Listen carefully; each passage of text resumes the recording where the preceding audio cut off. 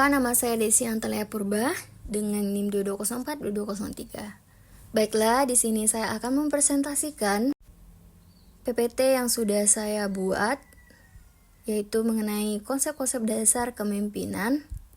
Adapun topik-topik materi yang akan saya presentasikan yaitu yang pertama, sejarah perkembangan kepemimpinan. Sejarah perkembangan kepemimpinan. Kepemimpinan dalam bahasa Inggris yaitu leadership yang berasal dari kata leader. Kata leader muncul pada tahun 1300-an, sedangkan kata leadership muncul belakangan sekitar tahun 1700-an. Kepemimpinan adalah kemampuan seorang pemimpin dalam memengaruhi orang lain atau kelompok dalam situasi tertentu agar mereka dapat bekerja sama untuk mencapai tujuan dan maksud tertentu. Apa sih yang membuat kepemimpinan itu menjadi efektif? Tahun 1940-an tentang kepemimpinan didasarkan pada teori sifat. Antara tahun 1940-an hingga 1960-an mengembangkan teori kepemimpinan tingkah laku. Antara tahun 1960-an hingga tahun 1970-an berkembang kepemimpinan yang mendasarkan pada teori kemungkinan atau situasional. Selanjutnya, eksistensi dan urgensi kepemimpinan.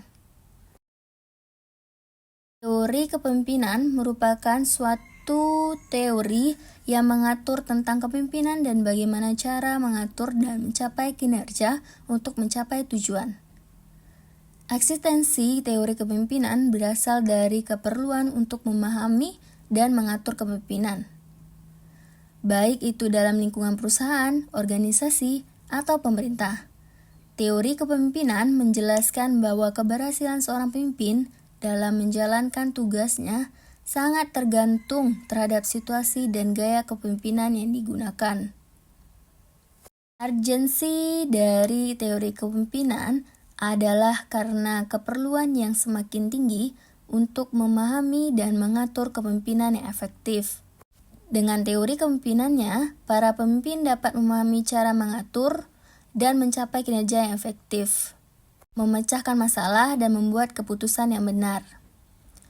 Teori kepemimpinan juga membantu para pemimpin dalam mengidentifikasi sifat, ciri, atau perangai yang esensial bagi kepemimpinan yang efektif,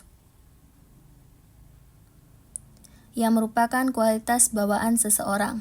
Dalam lingkungan pendidikan, teori kepemimpinan juga membantu dalam mengatur dan mencapai kinerja yang efektif, serta membantu dalam mengidentifikasi sifat, ciri, atau perangai yang esensial bagi pemimpinan yang efektif.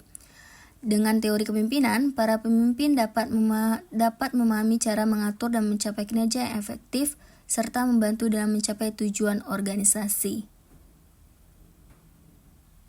Dalam era teknologi informasi, kepemimpinan yang efektif memerlukan keterampilan dalam penggunaan dan pemahaman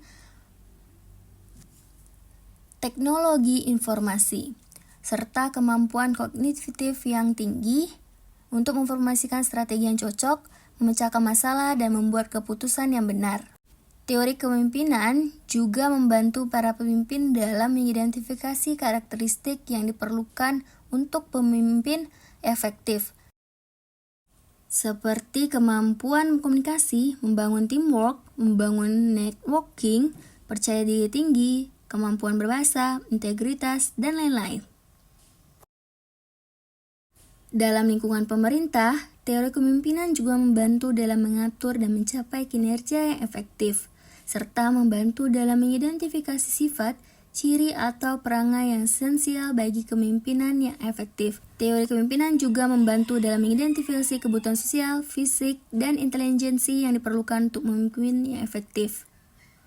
Selanjutnya, topik yang akan saya presentasikan yaitu tentang mitos-mitos kepemimpinan.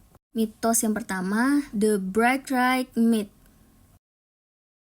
Yang dimaksud dengan mitos Birthright Myth adalah para pendukung mitos ini berkeyakinan bahwa pemimpin itu memang dari sananya sudah ditakdirkan yang memiliki karakter seperti kekuatan fisik, kemampuan dan kebijaksanaan yang sangat berbeda dengan orang kebanyakan. Mitos ini tidak sesuai dengan organisasi bisnis atau yang lainnya.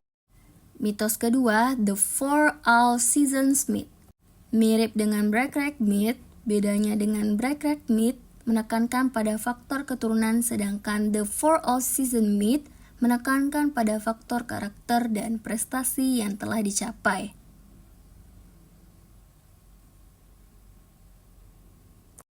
Dalam proses pemilihan pemimpin, para pemilih biasanya memilih pemimpin atas dasar pertimbangan prestasi atau apa yang sudah dicapai oleh pemimpin tersebutnya atau pemimpin sebelumnya.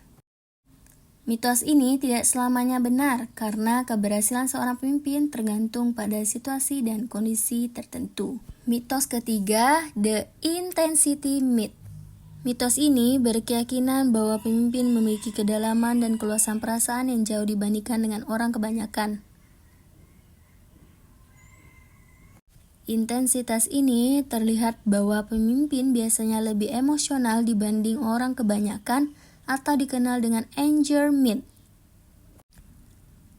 Didasari oleh teori X dari Douglas McGregor, yaitu bahwa manusia pada dasarnya membenci pekerjaan yang harus dikerjakan, sehingga mereka perlu digerakkan dengan kemarahan dari pemimpinnya. Kemarahan itu dapat berupa ancaman atau hukuman. Seorang pemimpin harus mampu membuat bawahannya merasa takut, karena rasa takut akan menggerakkan bawahan untuk bekerja. Pada kenyataannya, perasaan takut pada diri karyawan untuk sementara dapat meningkatkan produktivitas, tetapi pada banyak kasus, ternyata kemarahan pemimpin dapat munculkan banyak konflik di organisasi yang menyebabkan kinerja organisasi kurang efektif. Bentuk dari intensitas perasaan yang lain adalah rasa percaya diri, optimistik, atau semangat. Jadi, seorang pemimpin selain harus bisa tegas, juga harus memiliki kepercayaan diri dan optimisme yang tinggi dalam mengarahkan bawahannya guna mencapai tujuan organisasi. Sekian presentasi saya mengenai topik konsep-konsep dasar kepemimpinan. Jika ada salah dari pengucapan saya, mohon maaf. Terima kasih. See you next video.